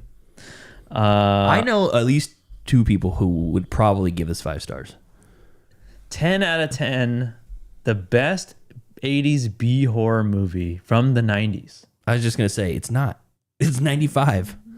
Yeah. It feels like an 80s movie. Yeah, the best 80s B horror movie from the 90s. So they're saying it has the spirit of an 80s B movie. Yeah, I guess so. I'm just going to read this guy's review real quick. 10 out of 10 stars. A friend and I were down and needed a good 80s horror movie to perk up. So we picked this 90s horror movie. Ice Cream Man appeared to fulfill our needs down at the video store. This is in 2003. Okay. This review. Since our store only carried the version that lacked the blood on the outer box. Did you notice that there were blurred parts of this movie? Mm-mm. Did you watch it on Prime? I think so. There were blurred. Or Tubi. There were blurred moments. Really? Of this movie. Like there's a scene where they put the thing in his head. Oh yeah. Uh-huh. That part was the needle. That part was blurred. Really? No, mine wasn't. And then there was a part where they're going through the bottom part of the sanatorium, where he looks in a room and there's like 2 guys like shitting in a toilet, or like There's that part was blurred. Oh, not for on my view. Not on mine. They weren't shitting. They were just sitting. They were sitting on 2 buckets facing 2 toilets. Oh, okay. They're just looking in the toilets like, what's going on here? And nothing was visible in the toilets either. It was just a freestanding toilet. I don't know why it was blurred on my end. This movie was exactly what we expected, but better. A cheesy, hysterically 80s horror movie with our favorite washed-up stars, including Rebecca from Passions and the Professor from Teenage Mutant Ninja Turtles 2. The only scary part of the movie was what we found out about it on IMDb. The movie was made in 95, although the entire thing is right out of the 80s. Just look at what they're all wearing besides their hair. And director Paul Norman has directed over 100 films, with Ice Cream Man being the only film that was not pornographic. All in all, this is a great movie. If you need a laugh, you will get more than one. So they gave it a 10 out of 10, seemingly knowing it's a terrible movie. Yeah. But it is that 90s camp. Incredibly camp. And it's like, it'd be a hard rewatch for me, honestly. And it'd be a hard recommend to be like in a group, to be like, hey guy, let's Ice Cream Man. That's a good group movie. I feel like it would be a good group movie in the sense that we know you're expecting a shitty movie. It would definitely be like low on the list. I feel like there would be other movies to watch before that. What? Like what? Pick one. I can't think of one at the moment, but there are other ones. Bubba Hotep. Probably, honestly, Bubba Hotep. I'd probably rather watch this in a group than Bubba Hotep, but it's also I'm on that movie high, I just watched it last night. So it gave you a movie high. Yeah. Yeah, I don't know what I would watch. There's a lot I would watch. I just don't know what. Time Bandits. I'd probably watch more. I haven't seen that one. Not Splash. Actually, you know what? I would watch Splash over this. Ghost Ship. That's not 90s though. But yeah, it was like and then the end with he has like a kid that he kidnapped early in the movie, and the kid is like got like Stockholm syndrome or something. Yeah, he's churning his own ice cream. He's like, look how I make the ice cream, and then he's like in his factory. It's a kitchen. Yeah. And they have the Chekhov's ice cream mixer thing, the giant with the blades and stuff. I use it to chop my nuts. Yeah, to chop the nuts. No, you don't. Yeah. No, you don't. You don't do that. That wouldn't even chop a nut. How big are these nuts? Huge. You wouldn't believe. Human nuts. You wouldn't believe. Yeah. And then you get like, then the end comes and the kids, they overpower him, and then they put him in the thing with the chopped nuts. Mm-hmm. And then Weapons owes a lot to this. Yeah, that's right. And then he gets, chopped up and mixed into his own ice cream mixture. Mm-hmm. And then it ends.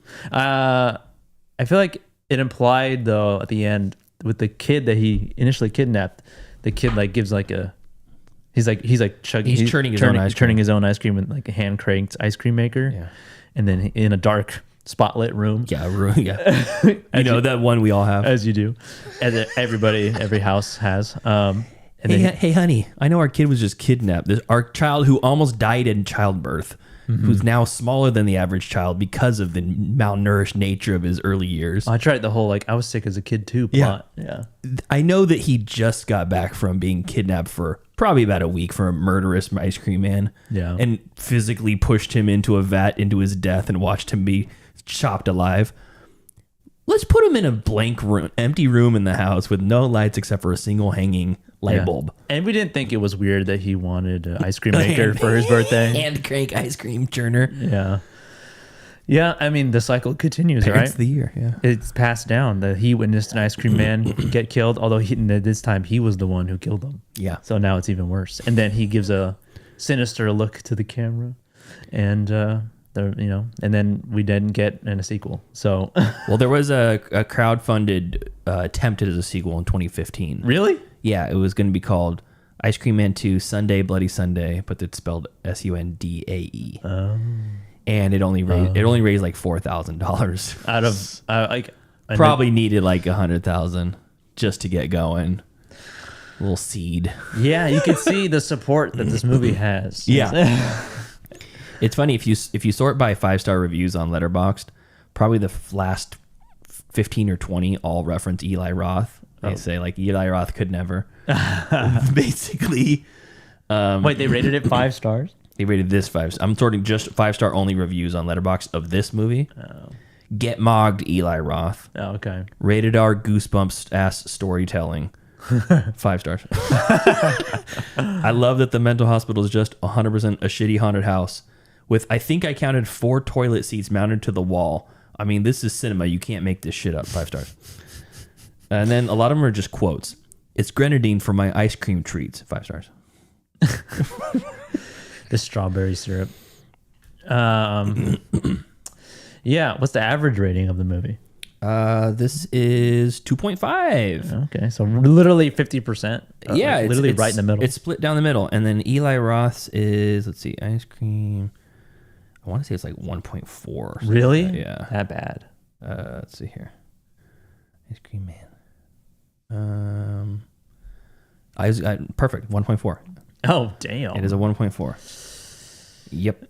Yeah. Originally, it was a 0.9 early reviews when it was just getting review bomb for being AI. Oh, yeah. And the only movie I know that has a somewhat wide release that has under a 1.0 is Dragon Ball Evolution. Yeah. Not Madam Web. No. Madam Web actually has a couple of shooters. Yeah. A couple of, what do you call them? Madam Web higher than Eli Roth, 1.5. Oh, okay. It's still in the 1 range. War of the Worlds from last year with Ice Cube was 1.0. Perfect. That may be the worst movie I've ever seen. Perfect one. Yeah. Yet I only gave it a 1 star. Also, DB Evolution, I also gave 1 star, not a half. Do you have any half stars? I do. Let me see. Real quick before you get into that. Yeah. I'm going to grade this movie. Yeah, let's grade it. Unless you have anything else to say about it. I've said a lot. I've said more than most should about this movie. This is like a D movie. D? Yeah. D for what? D for delightful. D for double scoop. Yeah. I was trying to think of something ice cream related. D for disappointing. Yeah. D for dick. What about you? What would I give ice cream? I haven't even thought about it to this moment. It's hard to rate a movie like I this. I haven't graded anything in a long time. Yeah, that too. I don't know. I think it's like a C-. Yeah, way out from your fucking D. Jesus. D. Yeah, it's a C-. It's not great. C for cone. Yeah, it's not great, but it's like there's soul to it. There's heart and effort. No, there's not heart, but there's soul. Okay, my half-star ratings on Letterboxd. I'll look at mine too. I don't have many. Now that we're changing subjects. Ouija Shark. Ouija Shark. Yeah, Swim, which is another shark movie. Vampire Boys. So you have your maximum rating as half star, right? I just sorted by rating so I can see my 1 stars too. Okay. Vampire Boys, which is like a softcore porn ripoff of Twilight. Police Academy 6, Mission to Moscow, or maybe it's 7. Pocket Ninjas. The Hip Hop Witch. The Hip Hop Witch. Scary Movie 5. And then I'm into 1 stars, which is DB Evolution, Rockadoodle, Tom and Jerry live action movie, The Bubble, House of the Dead, Alone in the Dark, Bonfire of the Vanities, The Munsters movie, Jack and Jill, Police Academy 4, Citizens on Patrol, Police Academy taking 2 of the bottom spots, Friday the 13th, Part 8, Jason Takes Manhattan, easily the worst. Oh, another Police Academy movie got 1 stars. That was 5, Assignment Miami Beach. Mortal Kombat Annihilation. Police Academy 6, City Under Siege, also in there. Yeah. I remember you not liking those movies. No, they're some of the worst. Cat in the Hat, Halloween 2, Hellraiser Revelations, Hellraiser Judgment, Cade the Torture's Crossing, Loquisha, Tiptoes, Amelia Perez, Amityville in Space, and Gunslingers. Yeah, 1 star Gunslingers. Half star in the Investigation of Lucy Letby. I think there was AI involved in that. Okay. Reptilicus. Beauty and the Beast live action. Really? That's surprising. I think that was a post getting Letterboxd rating. Got it. I watched it before. You backwards engine. Yeah. The Christmas Dragon. That's okay. 1 star. The Happy Time Murders. 1 star. Amityville in Space. Yep. Half star. Both. Okay. Gladiator 2. 1 star. Ted. 1 star. The first one? Yeah. Really? Dungeons and Dragons 2000. The first Dungeons and Dragons movie. Uh-huh. Slumber Party Massacre, 1 star. Tiptoes, 1 star. Oh, Tiptoes is on my 1 star. Jeepers Creepers Reborn, half star. Let's see. Yeah, Great Wall, 1 star. Rebel Moon, 1 star. Part 2, Rebel Moon. Night Swim, 1 star. Dix the Musical, 1 star. Bro. The Hip Hop Witch, half star. The Phantom, 1 star. Cube 2, Hypercube, 1 star. Wrong.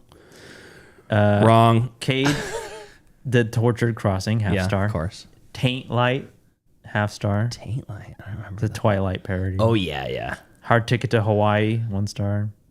Wrong. Cry Wilderness is 1 star, but it's like a 5 star because I watched it through MST3K. Oh, okay, great. Camp Pleasant Lake. Oh yeah, that's a 1 star. 1 star. Kazam, 1 star. Kazam. The Shack movie. Yeah. It's the Scary of 61st. Oh yeah, half star. I think I gave that a 1.5. Cat in the Hat, half star. Tank Girl, 1 star. Music, half star. That was a 1.5 for me. Dragon Ball Evolution, half. Rodeo and Juliet, half. Unaccompanied Minors, half star. The first Demon Centipede, half star. Cold Creek Manor, 1 star. Ricky O, Story of Ricky, 1 star. Passion of the Christ, 1 star. All right. Well, what are we gonna watch next week? Do you know? Oh, I don't know. I think I picked this one. So okay, whatever you want. Maybe a good decent movie. Let's try. Yeah, let's try to do something good. Why don't we watch something good for once? Isn't that a drop? I think we have to have a drop for that. Yeah. I think we can all agree that we really enjoyed this movie and this was a masterful piece. Oh, now you chime in, Tyler. I know. This whole time you've just been sitting there, and now you chime in. Now it's a good movie. Now that I know that she was 15. Like, I feel a little weird about that. I don't know, man. That 15-year-old's pretty hot. This is Tyler's on it. Actually, Tyler did leave us a voicemail about this the ice cream man. I was blown away, mouth agape, had tears in my eyes. He loved it. I did it. Okay, yeah, I don't know. We'll figure it out. We'll post on it. If you guys got any ideas, send us an email, mcfcpodcast@gmail.com. Post on the, go to the Facebook page, comment on this post. We have the We're Going Live post sort of thing. Mm-hmm. But I mean, this version, this episode, the review episode, is not going to go live until, let me see. The Gavin Chatter portion will be this Wednesday, the 19th. Oh, right. And then the 26th will be this review episode that we're recording right now. My birthday. Oh, yeah. We're doing a pre-birthday, right? The 27th? Yeah. Okay, cool. So, I mean, you got time, but send your messages in now, especially if you're listening to this live. You get special treatment because you'll hear first. Yeah. So, and if you're listening to this on Wednesday, August 26th. Hurry. We're going to be recording in like 4 days from now, and we need to watch the movie. So... anything else, Joseph? No. Okay. Nope. Thank you to our cool ass yard duties over on Patreon. That's Javier, Heather, Michael, and Chris. If you want to support us on the Patreon, you can do so at patreon.com/middleclassfilmclass or just watch us on the YouTube. That is another way to support as well. All right. Until next time. Thank you for joining us as we review the 1995 Ice Cream Man starring Clint Howard and bunch of kids who suck at acting and everybody else. Follow us on Facebook, facebook.com/MCFC podcast, and send us an email, mcfcpodcast@gmail.com. And follow us on Instagram and TikTok at Middle Class Film Class and on Twitter at podcast MCFC. All right. Let us know what you guys want us to review, or if you want to start doing a theme, if you want to come on the show and do a guest spot. We're open to all of it. We'll talk to you next time. See ya.